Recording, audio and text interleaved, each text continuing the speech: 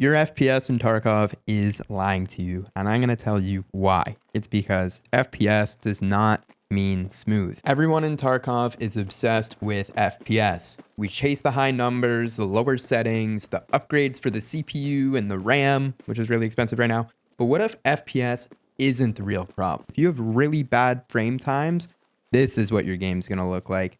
And you don't want that. You want the game to run smooth, like butter, clean, crisp.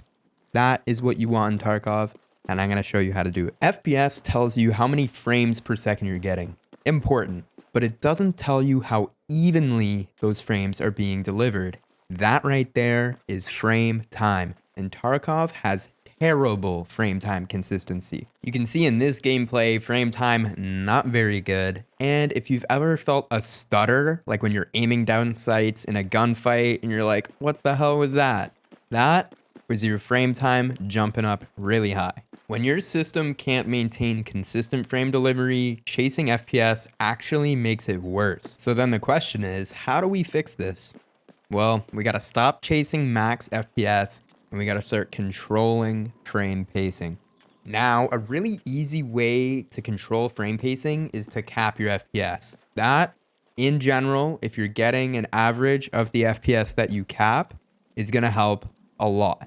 However, we can take things one step further and optimize some settings to make it look the best it possibly can. Now, the two best ways to cap your FPS is going to be through the Nvidia Control Panel, which you can set a limit to FPS, or you can do it through RTSS, which is an application linked with MSI Afterburner, but you don't have to use it if you don't want to. It's just very consistent when it comes to frame time. Now, the real question is how to figure out what to set your FPS to. Now, if you're going to be following the same settings that I'm running, we're going to be using G-Sync. And G-Sync is going to help reduce frame tearing or screen tearing.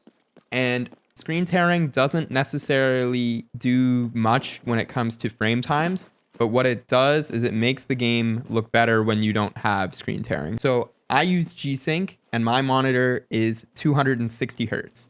G-Sync only works between a certain hertz range, right? So it'll work from 30 FPS or 40 FPS all the way up to about 260. But we don't want to go over 260 FPS. Now in Escape From Tarkov, it's not a huge deal because 260 FPS is kind of hard to hit. I'm able to do that through smooth motion. I can get 300, 350 FPS depending on the map. So what I want to do is I want to limit my FPS to 3 hertz under my monitor. So what that means is if my monitor, 260 hertz, I want to limit my FPS to 257.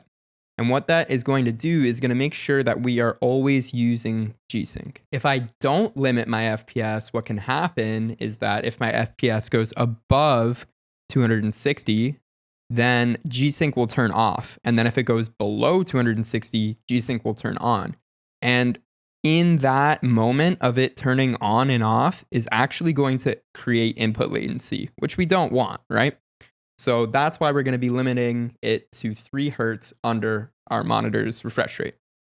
I can see this coming. I know the second I say turn V-Sync on, which is going to be the next setting we're going into, half of you are going to click off because everyone says V-Sync causes input lag. Now, people have a really good reason to hate V-Sync. V-Sync with no G-Sync waits for monitor refresh, it can queue frames, adds input delay, and will cause stutters if the FPS drops below the refresh rate. That's real. Criticism is 100% valid there. But now what we're doing when we have G-Sync on is it changes your monitor's refresh rate to match your FPS. So instead of your GPU waiting on your monitor waits on your GPU. Basically, with G-Sync enabled, Nvidia Control Panel V-Sync doesn't behave like traditional V-Sync. It only activates when your FPS exceeds your refresh rate. And this only works properly if you cap your FPS slightly below your refresh rate. Basically, it's a non-issue. You can enable V-Sync. It will help make things smoother. And as long as you only enable V-Sync through the Nvidia Control Panel only for Escape From Tarkov, it's not going to mess with anything else. You don't need to enable V-Sync in-game, only through Nvidia Control Panel. So, makes it kind of simple.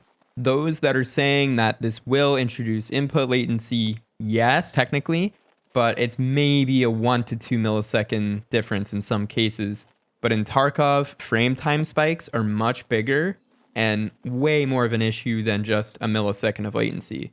So if you're a competitive CS2 player, I wouldn't recommend this setup at all. I would say uncap your FPS, turn everything off, and just run the raw game. Where in Tarkov, we want more consistency, and we're willing to take a millisecond or two of latency.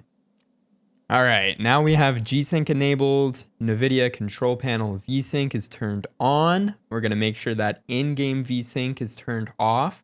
And we have our FPS capped around 3 or 5 frames below the refresh rate. And the only other setting that you need to touch here is Nvidia Reflex. You can have this on, you can have it on plus boost. I, through my testing, have found that just on has been the most consistent, but it does depend on your setup, and you can try and see what works best for you. Stop chasing FPS, chase smoothness. Your Tarkov experience will feel a lot better.